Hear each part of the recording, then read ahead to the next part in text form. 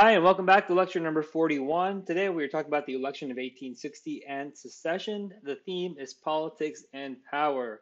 The last lecture was on the political causes of the Civil War, so this is along that same vein. This is the greatest political cause for the Civil War because after the election of 1860, South Carolina secedes from the Union.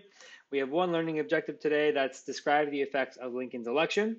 And one key concept that I've broken up into two parts. The first part is Abraham Lincoln's victory on the Republicans' Free Soil platform in the presidential election of 1860 was accomplished without any Southern electoral votes. So the way that this happens is that the Democratic Party has split. They had a first convention in Charleston, South Carolina, and they couldn't agree on a candidate. Stephen Douglas was supposed to be the candidate, but the Southern Democrats did not want him for his continued support of popular sovereignty, despite the Dred Scott decision saying that slavery is legal in the United States, regardless of previous state laws that abolished it. So then there is a second convention for the Democrats in Baltimore, and that ends with Stephen Douglas as the nominee. The only reason why he became the nominee in that convention is because the Southern delegation of Democrats had walked out. So the Southern Democrats hold their own separate convention in Baltimore, and they are going to nominate John C. Breckinridge. Breckinridge will be the Southern candidate for the Democratic Party, and he is going to win the entire Deep South. And then a fourth party is going to be created as a compromise party. It's going to be called the Constitutional Union Party, and John Bell is going to be the main candidate. You see he's from Tennessee, a middle state, and his vice presidential pick was from Massachusetts, a northern state, and they were trying to maintain the status quo. And the Republican Party at this point, this is their second presidential campaign. They ran John Fremont in 1856. They're running Abraham Lincoln in 1860. Inside of their platform, they're calling for the exclusion of slavery in Western territories. They want higher tariffs that are going to benefit the North to protect the domestic industries. They want internal improvements to continue building railroads and free homesteads. So they want to settle out to the West. They want to give people land to continue to move out west. These propositions in their platform are very much trying to favor the northern states and the western states. The Republican Party nominates Abraham Lincoln over William Seward. Seward was the bigger party figure. He was from New York, so a larger state that had more electoral votes, but he was seen as a radical on slavery, and he might push away some of the moderate voters. And so that's why they chose Abraham Lincoln. Lincoln ends up winning a majority of the electoral votes, but because some of the southern states did not allow the Republican Party to have Lincoln's name on the ballot, he did not win a majority of the popular vote. Instead, he only won a plurality of the popular votes. That is, he won the most amount of votes, but not a majority of them.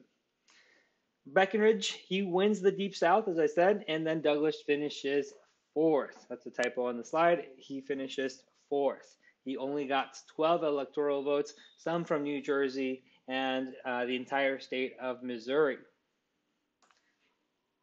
All right, so after a series of contested debates about secession, most slave states voted to secede from the Union, precipitating the Civil War. So as soon as Lincoln is elected in November of 1860, South Carolina takes this election to mean that the federal government is going to start overreaching and trying to abolish slavery where it exists in the southern states. This is despite the Republican Party not having a majority in the Senate and not having enough support in the Supreme Court. Remember, Roger Taney is still the Supreme Court Chief Justice, the person who said that slavery was going to be legal across the United States because enslaved people were property. So despite all that, Southerners are still interpreting Lincoln's victory as a sign of Northern control to come. South Carolina secedes in 1860. They come together in a convention, or delegates come together in a convention, and they put forth articles of secession. 11 more states are going to secede before Lincoln is inaugurated in March of 1861. The lame duck president, James Buchanan, does absolutely nothing to stop them from seceding. He wants them to secede peacefully and for nothing else to happen. This is why historians see James Buchanan as one of the worst presidents in U.S. history, because he was willing to let the Union break up without a fight. Now, in February 1861, a Confederate States of America are formed. So this is a government that is going to include all of the southern states who have seceded. Jefferson Davis is elected president. He was the senator from the state of Mississippi, and he was also the Secretary of War in the early 1850s. This is going to be crucial because they're eventually going to start fighting a war to try and become an independent state or an independent country. Alexander Stephens of Georgia is the vice president. He's seen on the right. And in March of 1861, Alexander Stephens gives his cornerstone speech, in which he gives the reasoning behind the entirety of the Confederate States of America, what he sees as the foundation of this government, and he sees that to be slavery. There's an excerpt here on the right side. It says, its foundations, talking about the Confederate States of America, are laid. Its great cornerstone rests upon the great truth that the Negro is not equal to the white man, that slavery, subordination to the superior race, is his natural and normal condition. This, our new government, is the first in the history of the world based upon this great physical, philosophical, and moral truth. So you can see that at the very top levels of the Confederate States of America, this white supremacist racial ideology was at the very center of their rationale for seceding from the United States and for creating a new national government. Meanwhile, up north in Congress, there is one last attempt at compromise. There's one attempt to keep the southern states from seceding, and that is in the form of the Crittenden Amendment. And it's trying to get the southern states to stop their secession by guaranteeing that slavery is not going to be abolished in the southern states, that the Missouri Compromise line is going to continue to be the line, and it promises the ability for slavery to continue to expand in Western territories that are below that line. But Lincoln at this point rejects that last attempt at compromise. Given the political platform of the Republican Party, he did not want to agree to anything that was going to expand slavery in the United States.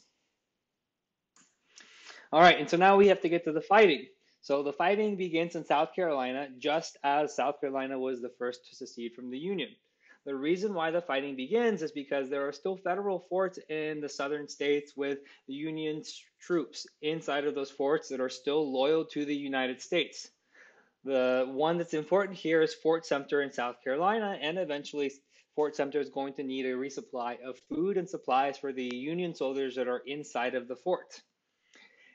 Abraham Lincoln receives a letter from the commanding officer at Fort Sumter asking for supplies. Abraham Lincoln tells the government of South Carolina that he is going to send food and supplies to Fort Sumter, that he's not going to send weapons or troops or ammo as part of this resupply, just to make sure that there is no violence that breaks out. But South Carolina doesn't believe Lincoln, and so therefore they begin a bombardment of Fort Sumter on April 12, 1861. And so this is the very beginning of the Civil War. This is the day in which the fighting began. You can see what Fort Sumter looked like on the top left, and then what it looked like after the bombardment on the top right, and then also pictures of the destruction from inside of the fort. Luckily, despite all of this destruction, no American soldiers died in this first battle, but it was a Confederate victory, given that the Union troops could no longer keep up the fight since they were already running low on supplies. As soon as the fighting begins with Fort Sumter, the Upper South, Virginia, North Carolina, Tennessee, and Arkansas, they also secede from the Union. They will join the Confederate States of America. But the border states, Missouri, Delaware, Maryland, and Kentucky, are going to remain part of the Union. Maryland and Delaware, but especially Maryland, are going to be really important border states because they are so close to the nation's capital in Washington, D.C. If Virginia, which is south of Washington, D.C., has seceded and Maryland were to follow, then the nation's capital would have been completely surrounded by enemy territory. And in fact, from a previous slide, you can see that Maryland had voted for John Breckinridge for president. In fact, only about 5% of people in Maryland had voted for Lincoln in the election of 1860. And Lincoln understood that it was important for Maryland to continue to be part of the Union, so he imposed martial law in Maryland to maintain control. There were people in Maryland that were trying to sabotage the Union efforts in fighting the Civil War, and so that's why martial law was imposed. The other border states like Missouri and Kentucky, they took away crucial manpower to the South. It's about 50% of the population that they could have had if they ended up joining the Confederacy. And it gave greater access to the North to the battlefields and the southern seceded states. All right, and that was it. So here's the recap. So the Democratic Party splits into northern and southern factions while a new political party is formed. That's the Constitutional Union Party. And Lincoln and the Republican Party win despite not being on the ballot in 10 southern states. South Carolina reacted with secession to Lincoln's election, and the Confederate States of America forms before Lincoln is inaugurated. The attacks on Fort Sumter in South Carolina pushes the country into the Civil War. And so that's what we're going to be talking about in the next lecture, number 42, all about the fighting inside of the Civil War.